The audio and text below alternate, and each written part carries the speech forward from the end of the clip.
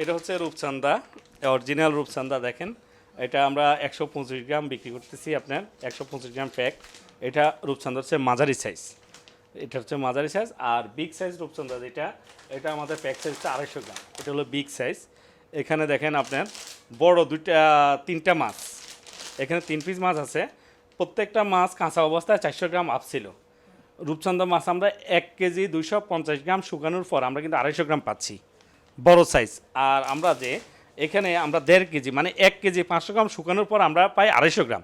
এই জন্য আমরা এটা 125 গ্রাম প্যাক সাইজ করছি। দেখেন এখানে 3 পিস, সেম 3 পিস।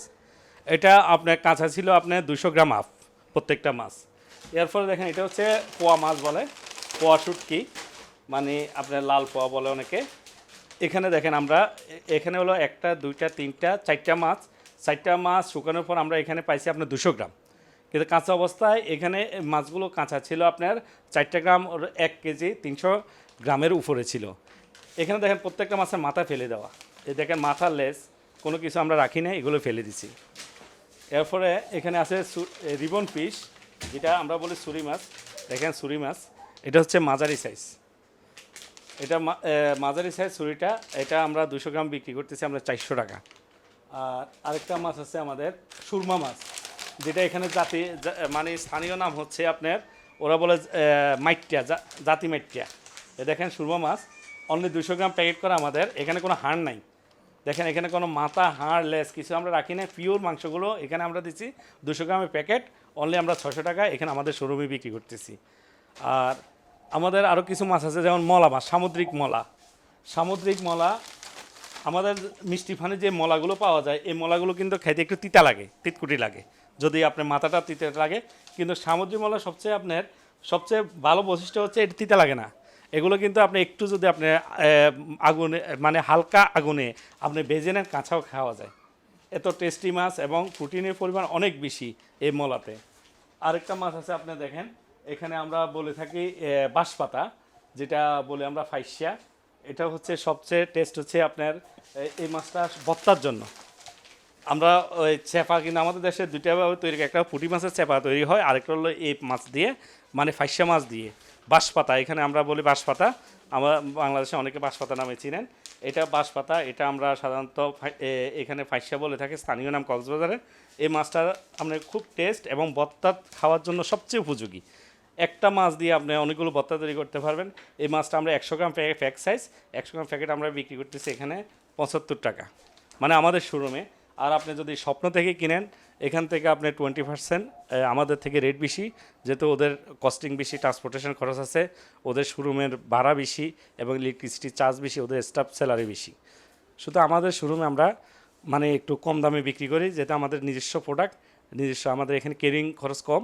আমাদের পাশে ফ্যাক্টরি থেকে প্যাকিং করে আমরা নিয়ে আসি, এই জন্য আমরা কম দামে দিতে পারতেছি। আর কেঁদো না বাংলার কৃষক, ফোটাও মুখে হাসি। তোমরা দেশের আসল নায়ক, বলবে বিশ্ববাসী।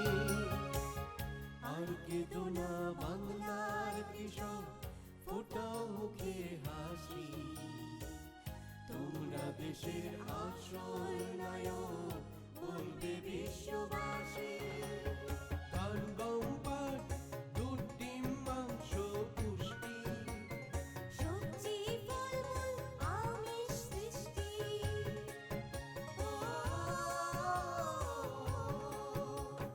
মাটির বুকে লাঙল চালায়, সবার পেটে অন্ন যোগায়। কৃষকের ঘাম আর শ্রমের কবিতা তুলে ধরে কৃষি ও জীবন। কৃষি ও জীবন, কৃষি ও জীবন, কৃষি ও জীবন, কৃষি ও জীবন।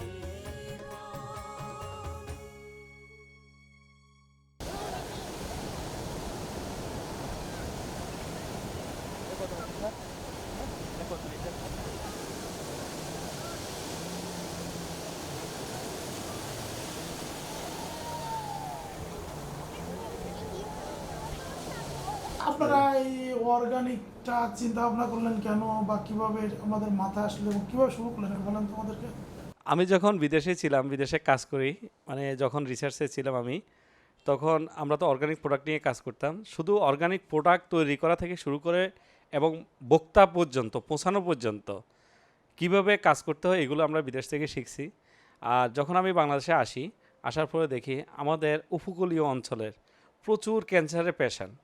একটাই কারণ হচ্ছে কি, আপনার ওরা বিভিন্ন ফুডস তারা যেটা রেগুলার খাচ্ছে, এগুলো আমরা পরীক্ষা করে দেখা গেছে সব ড্রাই ফিশে যে এন্ডোসালফার ইউজ করে, এই এন্ডোসালফারের জন্য আপনার ওদের মানে ক্যান্সার হচ্ছে।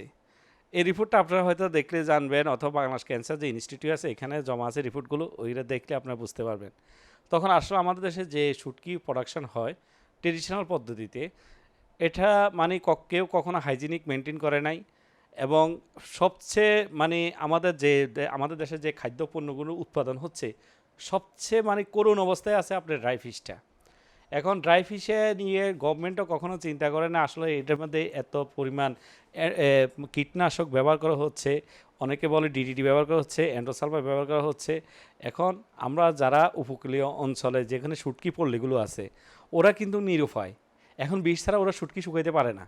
কারণ মাছের মধ্যে, কাঁচা মাছে যদি আপনার মাছি বসে, মাছি ডিম পেড়ে, এর ডিম থেকে একটা পোকা তৈরি হয়, এটাকে কক্সবাজার স্থানীয় ভাষার লক বলে।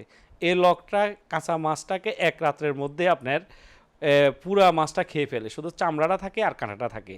এই জন্য তারা নিরুপায়ে মাছিকে তাড়ানোর জন্য তারা কীটনাশক ব্যবহার করে থাকে। এই কীটনাশকে হচ্ছে আমাদের মূল ক্যান্সারের মূল কারণ। এখন আমরা যদি এমন একটা টেকনোলজি নিয়ে আসি, শুধু তো আমরা যদি বলি বিষ দেওয়া যাবে না, বিষ দেওয়া যাবে না, তাহলে বিষ যদি না দেয় তাহলে কিন্তু প্রোডাকশন করা সম্ভব না যারা উৎপাদন করতেছে। এখন আমরা তো ওদেরকে যদি আমরা টেকনোলজি সাপোর্ট দিই, টেকনোলজির মাধ্যমে নিয়ে আসি, গ্রিন হাউস পদ্ধতিতে নিয়ে আসি, তাহলে আপনার কোনো বিষের প্রয়োজন হয় না। তখন প্রথম আমি 2016 সালে যখন আমি কক্সবাজার আসি, তখন আমি একটা গ্রিন হাউস তৈরি করি, যার কাঠামো আমরা বাংলাদেশ মৎস্য গবেষণা ইনস্টিটিউট কক্সবাজার, ওনারা একটা কাঠামো তৈরি করেছিল, ছোট একটা গ্রিন হাউস। ওইটাকে আমি মডিফাই করে আরও মানে যেন কম জায়গায় বেশি মাস শুকানো যায় এবং সারা বছর শুকানো যায়, সেটাকে আমি মডিফাই করে বড় করে একটা আমি গ্রিন হাউস তৈরি করছি। এই গ্রিন হাউস তৈরি করার পরে আমরা সব ধরনের সামুদ্রিক মাছ পরীক্ষা করে দেখছি, এখানে সম্পূর্ণ ভালোভাবে শুকাচ্ছে এবং মাছের যে ফ্যাটি অ্যাসিড, এই ফ্যাটি অ্যাসিডগুলো আর পৌঁছতেছে না। সম্পূর্ণভাবে আপনার ফ্যাটি অ্যাসিড ভেঙে আমরা পেপটাইজ থেকে গ্লিসারিন তৈরি করতেছি। তখন আর যে আমাদের দেশে যে সামুদ্রিক মাছগুলো এতে এখন পর্যন্ত হেভি মেটাল পাওয়া যায়নি, এই জন্য আমরা যে সামুদ্রিক মাছগুলো শুকাচ্ছি ন্যাচারাল ওয়েতে গ্রিন হাউসের মধ্যে সানলাইটে, ওইটাকে আমরা অর্গানিক শুটকি বলতেছি। এবং নিউট্রিশন ভ্যালু নর্মাল শুটকি থেকে আমাদের শুটকিগুলো অনেক বেশি থাকে। তারপর আর আমরা যখন শুধু আপনার প্রোডাকশন করলে হবে না, আমাদের মাছগুলো যখন প্রোডাকশন করা হয়, প্রোডাকশন করার পর যেহেতু এখানে প্রিজারভেটিভ, কোনো সল্ট থাকে না, বালি থাকে না, কোনো বিষ থাকে না, তখন এগুলো আমাদের মাছগুলো দ্রুত পোকা চলে আসে। এই জন্য আমরা শুকানোর পর মাছগুলোকে আমরা কোল্ড স্টোরেজ করে রাখি। কোল্ড স্টোরেজ থেকে আমরা যখন প্রয়োজন মতো আমাদের অর্ডার পরে, চাহিদা মতো অর্ডার আসে, তখন আমরা কি করি, ভ্যাকুয়াম পদ্ধতিতে আমরা প্যাকেটজাত করি। আপনারা দেখেন আমাদের এই প্যাকেটগুলো দেখবেন সম্পূর্ণ এয়ারটেক করা, বুঝছেন। এখানে আমরা ভ্যাকুয়াম পদ্ধতিতে প্যাকেটটা করা মানে হচ্ছে এটার ভিতরে অক্সিজেন অ্যাবসেন্স, মানে কোনো অক্সিজেন নাই। আপনারা জানেন হয়তো যে কোনো উদ্ভিদ বলেন, প্রাণী বলেন, অণুজীব বলেন, অক্সিজেন ছাড়া কিন্তু বাঁচতে পারে না। শুধু একটা ব্যাকটেরিয়া আছে অক্সিজেন ছাড়া বাঁচে, এটা হচ্ছে অ্যানারোবিক ব্যাকটেরিয়া। এখানে মাছের মধ্যে দুইটা ব্যাকটেরিয়া সবচেয়ে ইনভলভ হয়, একটা হলো ইকোলাই এবং সালমোনিয়া ব্যাকটেরিয়া। আমাদের মানে ভ্যাকুয়াম করার কারণে এখানে ইকোলাই এবং সালমোনিয়া ব্যাকটেরিয়া কোনোটাই উপস্থিত নাই। এই জন্য আমাদেরটা খুবই স্বাস্থ্যসম্মত এবং সুস্বাদু। আর আমাদের শুটকিগুলো যখন আপনি প্যাকেটটা কাটবেন, এই প্যাকেটটা কাটার পরে হয় আপনাকে রান্না করে খেয়ে ফেলতে হবে, অথবা ফ্রিজে রাখতে হবে, নইলে কিন্তু নষ্ট হয়ে যাবে, কয়েকদিনের মধ্যে এটা পোকা চলে আসবে। আর আমাদের যেভাবে আমরা প্রসেস করতেছি, আপনার প্রত্যেকটা মাছ এবং আমরা কাঁচা মাছ সংগ্রহ থেকে শুরু করে প্যাকেজিং পর্যন্ত আমরা সম্পূর্ণরূপে আমরা হাইজেনিক মেনটেন করে থাকি। কোনো প্রকার আমরা এখানে শুধু কেমিক্যাল তো ছোঁয়া নিয়ে কোনো সল্টও আমরা ইউজ করি না, এবং সম্পূর্ণ জীবাণুমুক্তভাবে আমরা চেষ্টা করতেছি উৎপাদন করার জন্য। শুধু আমাদের একটাই টার্গেট, আমাদের দেশের মাছটা যদি আমরা এক্সপোর্ট করতে পারি, তাহলে আমাদের দেশে অনেক বিদেশি মুদ্রা আমরা অর্জন করতে পারবো। আপনাদের ঘরের বৈশিষ্ট্যটা কি? আমাদের যে গ্রিন হাউসটা তৈরি করছে, এটা বৈশিষ্ট্য হচ্ছে, এটা প্রয়োজন হচ্ছে সানলাইট। আপনি দেখছেন হয়তো আমাদের ঘরটা মানে কম, মানে দৈর্ঘ্য হচ্ছে 16 ফিট, উচ্চতা 6.5 ফিট এবং প্রস্থ হচ্ছে 6 ফিট। এই কম জায়গায় কিন্তু আমরা কাঁচা 400 কেজি মাছ শুকাইতে পারি অল্প জায়গায়। আর নর্মাল ওয়েতে যদি আমরা শুটকি, জায়গায় ট্রেডিশনাল ওয়েতে শুটকি শুকায়, এখানে যে 400 কেজি আপনার শুটকি শুকানোর জন্য এখানে আপনার প্রয়োজন মিনিমাম আপনার আমাদের যেটুকু জায়গা আমাদের প্রয়োজন তার 5 গুণ জায়গার প্রয়োজন, এবং মাছা বানতে হয়, বর্ষাকালে শুকানো যায় না। আজকে দেখা যাচ্ছে আকাশ মেঘলা, তখন কিন্তু মাছগুলো পচে যায়। আর আমরা যেভাবে শুকাচ্ছি, আকাশ মেঘলা হোক টানা বৃষ্টি হোক, আমরা কিন্তু মাছ শুকাইতে পারি। শুধু এখানে একটা ফ্যানের প্রয়োজন আছে, দেখছেন কিনা জানি না, আর একটা অ্যাডজাস্ট ফ্যান, যেখানে ভিতরে কোনো মশলা যেন না থাকে, অ্যাডজাস্ট ফ্যানের মাধ্যমে আমরা এই মশলাগুলো বাইর করে দিচ্ছি। আর সূর্যের আলো থেকে আমরা সানলাইট নিচ্ছি, এবং আমাদের মানে যে গ্রিন হাউস তৈরি করছি নিচে দেখছেন কালো রং, এই কালো রংটা দেওয়া মানে হচ্ছে আমাদের সূর্যের আলোটাকে মানে তাপটাকে ধরে রাখার জন্য। এই জন্য আমাদের এই প্রসেসে যে গ্রিন হাউস পদ্ধতিতে যদি মাছ শুকানো যায়, মাছের মধ্যে গুণগত মানও ঠিক থাকে এবং পারফেক্টলি মাছটা শুকায়।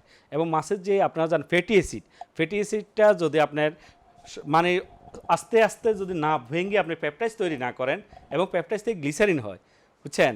আমরা যেভাবে শুকাচ্ছি দ্রুত আপনার দেখা যাচ্ছে ফ্যাটিসটা ভাঙতেছি, ভাঙিয়ে পেপটাইজ তৈরি করছি, পেপটাইজ থেকে গ্লিসারিন তৈরি করতেছি। এই জন্য আমাদের মাছগুলো একটু মিষ্টি, এবং আমাদের এই শোরুমে যে আসছেন আপনি কোনো পচা গন্ধ, মাছের কোনো পচা শুটকি কোনো পচা গন্ধ নাই। আপনি পাইছেন কিনা জানি না, কোনো পচা, এবং ফ্যাক্টরিতে আপনি আমাদের এখানে মাছের কোনো পচা গন্ধ নেই। যদি আপনি একটা ফ্লেভার পাবেন মিষ্টি ফ্লেভার, একটাই কারণ আমরা যেভাবে সাইন্টিফিক ওয়েতে আমরা শুকাচ্ছি, এখানে মাছ ফাইবার ড্যামেজ হওয়ার কোনো প্রশ্নই আসে না, এবং প্রত্যেকটা মানে প্রসেসে আমরা কোয়ালিটি মেনটেন করতেছি। আচ্ছা, এই প্রযুক্তিটা কিভাবে আসছে? এই প্রযুক্তিটা বিদেশে আপনার আমাদের দেশে আমরা আসলে গ্রিন হাউস পদ্ধতিতে অনেক পিছনে আছি। উন্নত বিশ্বে দেখেন আপনি জাপান, থাইল্যান্ড, চায়নাতে চিন্তা করেন, আপনার ওরা কিন্তু টেকনোলজি দিয়ে অনেক এগিয়ে আসছে। আমরা কিন্তু বাংলাদেশে অনেক পিছনে আছি, আস্তে আস্তে আমরা ডেভেলপ হচ্ছি। তারা কৃষিতে কিন্তু অনেক মানে প্রযুক্তি নিয়ে আসছে। তা আমরা আসলে যে প্রযুক্তিগুলো আমরা নিয়ে মানে আমরা কাজ করি, আসলে আমরা নির্ভর হয়ে আমাদের ন্যাচারালের উপরে। এখন আমরা যদি ওভেনের কথা চিন্তা করি, তাহলে ইলেকট্রিসিটি বিল লাগবে প্রয়োজন বেশি, এবং আমাদের প্রোডাকশন কস্ট বেড়ে যাবে। এই জন্য আমরা চেষ্টা করতেছি মানে এমন এক টেকনোলজি আমরা যেন আমাদের দেশকে দিতে পারি, যে টেকনোলজির মধ্যে আমাদের কস্টিং মানে উৎপাদন খরচ কমে যাবে, এবং ইলেকট্রিসিটি আমাদের সেভ হবে, বুঝছেন। এই জন্য আমরা আসলে গ্রিন হাউসটা সানলাইটের মধ্যে আমরা করার চেষ্টা করতেছি। এই যে ঘরের ভিতরে তো পলিথিন দিয়ে আটকানো, নিচ দিয়ে কালো, উপরে সানলাইট আছে। আসলে আপনি যেটা বলছেন এটা আসলে পলিথিন না, এটা হচ্ছে আপনার সেলুলয়েড পেপার। আসলে সূর্যের যে ভিটামিন D3 আমাদের প্রয়োজন, আমরা যদি পলিথিন দিয়ে এটা ঘেরাও করে দিই, তাহলে ভিটামিন D3 কিন্তু মানে মাছের ভিতরে যে ফ্যাটি অ্যাসিড থাকে এখানে অ্যাবজর্ব হবে না। এই জন্য আমরা যেটা আপনি পলিথিনের মতো বলছেন, এটা আসলে এটা সেলুলয়েড, যা আমরা সহজে এটা বলি স্কিন পেপার। অনেকে আমরা কাজ দিয়ে করতে পারি, কিন্তু কাজ দিয়ে যদি করতে যাই আমাদের অনেক খরচ বেড়ে যাবে। আর এই জন্য আমরা এটা সেলুলয়েড দিয়ে করে থাকি। সেলুলয়েডটা দেখা যাচ্ছে আমরা 6 মাস পর পর চেঞ্জ করতে হয়। তখন এটা যখন আমরা সূর্যের রোশনি পড়তে থাকে, একসময় এটা গোলা হয়ে যায়। যখন গোলা হয়ে যায় তখন কিন্তু আর এটা কাজ হবে না, তখন আমরা এটা চেঞ্জ করে ফেলি। এই একটা ঘর তৈরি করতে কেমন পয়সা খরচ পড়ে? একটা ঘর তৈরি করতে আপনার সর্বোচ্চ 70 থেকে 75 হাজার টাকা প্রয়োজন হয়। আর এটা আপনার দেখা গেছে আপনার মেনটেনেন্স খরচ খুবই কম। 6 মাসে আপনি শুধু সেলুলয়েডটা চেঞ্জ করতে হয়, এখানে 3,000 টাকা খরচ হয়। আর বছরে 2 বা 6,000 টাকা। আর ইলেকট্রিসিটি প্রত্যেক মাসে একটা ডায়ের জন্য 5,000 টাকা ইলেকট্রিসিটি বিল আসে, যেহেতু ফ্যান চলে, বুঝছেন। আর সামান্য হিটার চালাইতেও, রুম হিটার চালাইতেও যদি টানা বৃষ্টি থাকে, একসাথে যদি 1 সপ্তাহ বৃষ্টি হয়, তখন টেম্পারেচার কিন্তু অনেক কমে যায়। আর মাছ শুকানোর জন্য আমাদের মিনিমাম টেম্পারেচার প্রয়োজন হচ্ছে 30 থেকে 45। আবার 45-এর উপর টেম্পারেচার যদি হয়, তখন কিন্তু আপনার মাছগুলো আবার পচতে শুরু করে, তখন মাছের ফাইবারগুলো গলে যায়। এই জন্য আমাদের এই টেম্পারেচারটা আমাদেরকে 100% মেনটেন করতে হয়। এই বৃষ্টির সময় এই মাছ শুকানো যাবে কিনা? হ্যাঁ, বৃষ্টি আমরা সারা বছর শুকাচ্ছি, কোনো আমাদের সমস্যা হচ্ছে না। বৃষ্টির সময় একটু আমাদের কস্টিং বেড়ে যায়, আমরা হিটার চালাতে হয়, যেটা আমাদের একটা রুমে 1,500 ওয়াট একটা হিটার দিলে দেখা যাচ্ছে টেম্পারেচার 30-এর উপর উঠে যায়, আর বাড়তি কোনো আমাদের আর খরচ হয় না। আচ্ছা, ওদের 1 কেজি শুকনা মাছ তৈরি করতে আপনাদের কি পরিমাণে মাছ লাগে? আর বাইরে যারা শুকাচ্ছে? বাইরে যারা শুকাচ্ছে ওরা আসলে পেটে মানে মাছের নাড়িভুড়ি ওরা ফালায় না। আমরা প্রথমত অর্গানিকের প্রথম সত্য হচ্ছে আপনারা জানেন কিনা জানি না। এমন একটা প্রোডাক্টকে অর্গানিক বলতে হলে যে কোনো প্রোডাক্টে যদি আপনি অর্গানিক বলেন, প্রথম সত্য হচ্ছে আমাদের শরীরে কোনো ক্ষতিকর উপাদান থাকতে পারবে না। আপনারা জানেন হয়তো মাছের পিত্ত আমাদের দেহের জন্য ক্ষতিকর। যদি আপনার মাছের পিত্ত নিয়ে যদি আপনি মাছটা শুকিয়ে অর্গানিক বলতে পারবেন না, হয়তো আপনি সেফ ফুড বলতে পারবেন। আর বাইরে যেগুলো শুকাচ্ছে মানে ট্রেডিশনাল পদ্ধতিতে, ওরা আর নাড়িভুড় কিন্তু পরিষ্কার করে না, নাড়িভুড় সব শুকাই ফেলতেছে। তখন দেখা যাচ্ছে মাছের, আর তারা মরচার রাখে আপনি 30-র উপরে। এই জন্য মশলা রাখে তারা অধিক মুনাফার জন্য।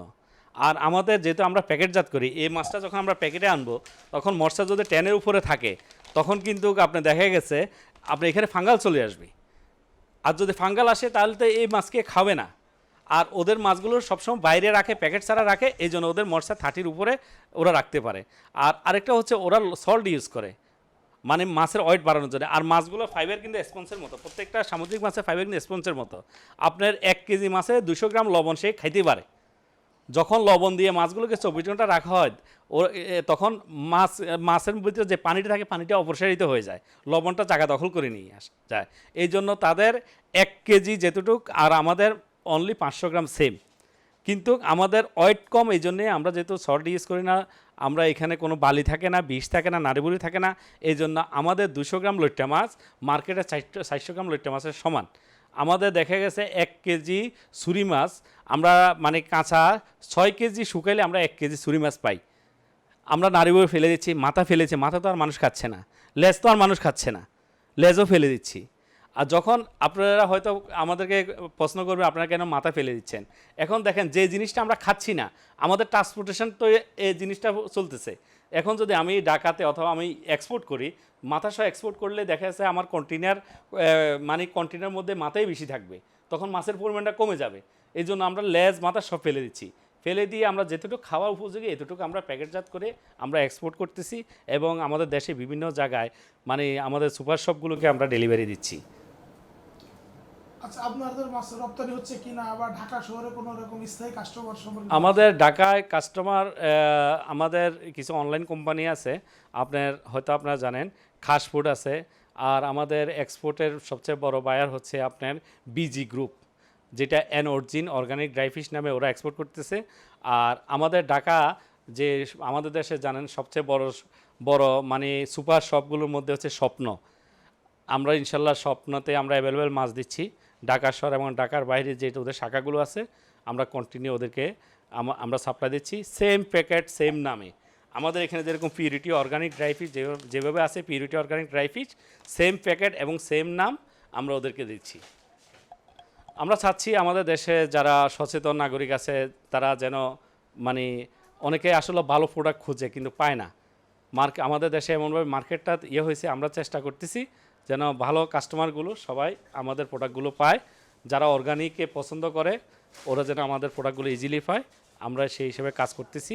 আমরা মিনা বাজারের সাথেও আমাদের শয়সা হয়ে যাচ্ছে, মিনা বাজারে এবং আগরতে আমরা দিব, ইউনিমার্টে আমাদের প্রোডাক্টগুলো পাওয়া যাচ্ছে ঢাকাতে।